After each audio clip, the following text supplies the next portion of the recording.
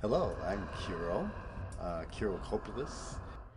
I grew up on a farm in Michigan, and I was born, my birth name was Bill Lee Kopulos.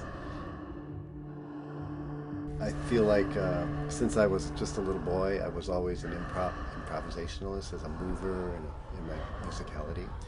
I grew up playing several different instruments, but never really clung to one in particular, and eventually I found out that my body was actually my tool for my musicality and expression. So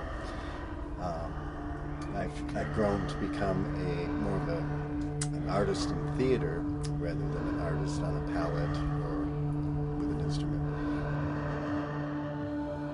Actually, dance didn't come to me till I was in my mid-20s.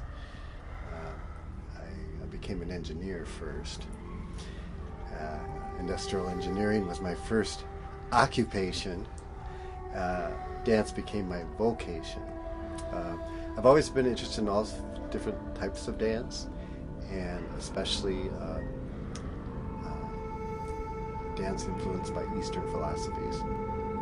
So yoga and Tai Chi have a real solid place in the way I express myself with my body, because I have a real natural flow, moving slower and more steadily, or abrupt and absurdly. I'm not much of a ballet dancer because I don't have the line. I did get a degree in dance, so I studied ballet, I studied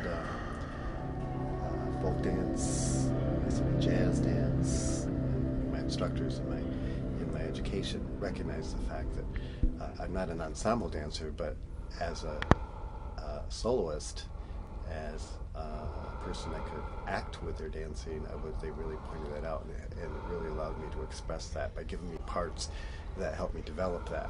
So that moved me toward dance theater, which eventually led me to more physical theater, is what they call it now. I didn't have a name for what I do. Some people have seen my work and said, "Where did you study Buto theater?" Buto dance is a Japanese form of modern dance that came out of the Second World War.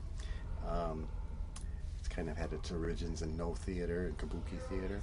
So the slow pace kind of movement that I do is kind of familiar to people that have seen Buto dance or No theater. The piece that I'm currently working on, I'm going to combine some of those elements, some of the things about balance that we learn in yoga, the balance of the sun and the moon, or the earth and the sun, and the balance between human beings and the relationship to the other and societies.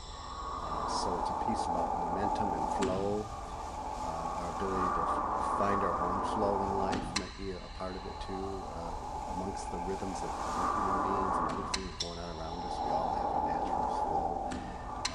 And that comes from my studies of pranayama, which is the study of the breathing practices in yoga. We all have a natural momentum in the way we breathe, and it can adjust and change by what we're exposed to or what we're involved in the moment. So if you become more aware, this piece is sort of about an awareness of not only your own flow, but how you change your flow to adapt to the flow around you sometimes. And sometimes it might be a good idea to center yourself and come back to your own flow, because you might find that you're moving at too quick of a pace, like our society tends to do. Everyone's like on. So it's about the different types of momentum between people and things that we're involved with, and how our relationship with the flow. Looking forward to this. One more time with Kanopy dance.